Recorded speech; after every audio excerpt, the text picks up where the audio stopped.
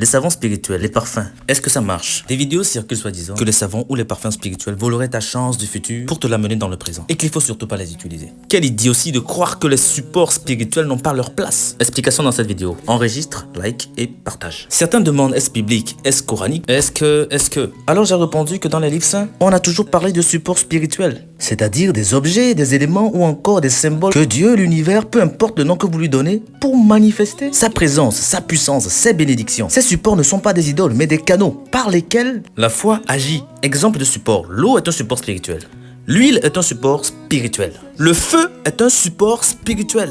Les plantes et les encens sont des supports spirituels. Les pierres et les bougies sont des supports spirituels. Les paroles, les prières, les noms sacrés sont des supports. Les articles que vous utilisez, les supports que vous utilisez ne viennent qu'amplifier ce que vous avez déjà, en vous mettant dans la zone, dans un état de grâce. Par exemple, le savon à lèvres est l'un des puissants articles de purification respectant les normes spirituelles, les cycles naturels. C'est pour cela qu'elle a autant de succès, car fait avec beaucoup de présence. Vous savez, la malchance peut être due à la jalousie, au mauvais œil, à l'auto-envoûtement, à la magie noire, à la sorcellerie, ce qui peut maintenir dans un état de basse fréquence. D'où l'entrée en jeu des supports spirituels. La vie n'est pas un jeu à prendre à la légère. Les connaissances naturelles que Dieu vous met à cœur d'apprendre, ne vous en détournez pas. Que Dieu, les anges, les guides, les ancêtres veillent sur tous et que les bénédictions soient